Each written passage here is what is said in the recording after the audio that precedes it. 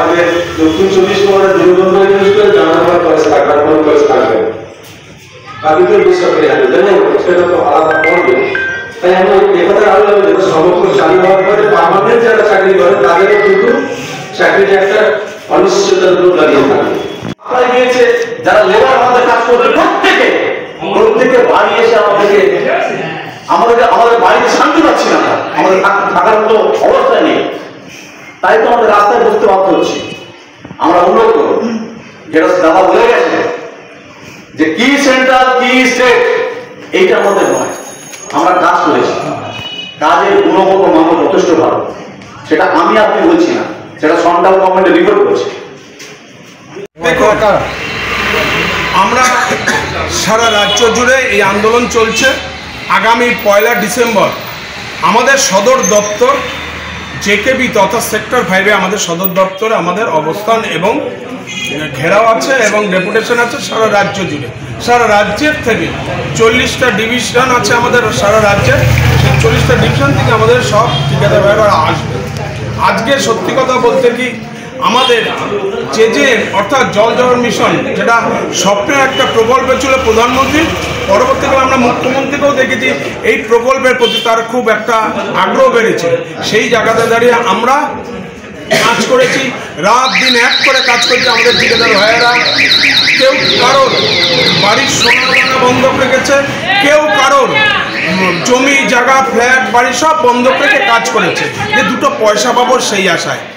2024 সালের আগস্ট মাসের লাস্ট কিস্তির টাকা সেন্ট্রাল গভর্নমেন্ট থেকে আসে, তারপরে আর কোনো টাকা আসছে না।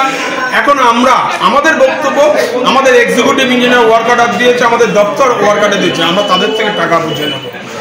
কে দিল না সেটাতে আমরা যাব না। ওয়ার্ক অর্ডার আমাদের দিয়েছে, আমাদের হান্টারের চাবুকের মতন করে অ্যাসিস্ট্যান্ট ইঞ্জিনিয়ার এক্সিকিউটিভ ইঞ্জিনিয়াররা আমাদের দিয়ে কাজ করিয়েছে, রাত দিন এক করে কাজ করিয়েছে, সেটা টাকা আমাদের চাই। এটা আমাদের কোনো দয়ার টাকা নয়, চুরির টাকা নয়, কোনো দয়া ভিক্ষা নয়, আমাদের কেউ দয়া করছে না, আমাদের মেহনতের টাকা আমাদের দেবে, এটাই আমাদের দাবি। তবে হ্যাঁ, আমরা আপনাদের মাধ্যমে আরেকটা প্রস্তাব রাখছি যে আমরা জানি এর টাকা কার কতটা দেওয়ার ক্ষমতা আছে কিনা জানি না, তবে আমাদের পশ্চিমবাংলার মুখ্যমন্ত্রীর প্রতি আমাদের একটাই আস্থা আছে। আমরা জানি উনি যদি সচেষ্ট হন, উনি যদি চেষ্টা করেন, কেন্দ্রীয় সরকারের সঙ্গে আলোচনা করেন, প্রধানমন্ত্রীর সঙ্গে আলোচনা করেন, তাহলে আমাদের সমস্যার জট কাটতে পারে। সেই জন্য আপনাদের মধ্যে আমরা মুখ্যমন্ত্রীর কাছে আবেদন জানাচ্ছি যে শ্রীমতী মমতা বন্দ্যোপাধ্যায়, আপনি অন্তত এই 1.5 লক্ষ পরিবারকে আপনারা বাঁচান। পরোক্ষ এবং প্রত্যক্ষ 1.5 লক্ষ পরিবারের সঙ্গে যুক্ত, সে ঠিকাদার, তার লেবার, তার মিস্ত্রি, তার মানে সাপ্লায়ার, পাইপ কোম্পানি সব মিলিয়ে 1.5 লক্ষ পরিবারকে বাঁচানোর একমাত্র দায়িত্ব যদি মুখ্যমন্ত্রী নেন, তাহলে আমরা টাকা পাবো।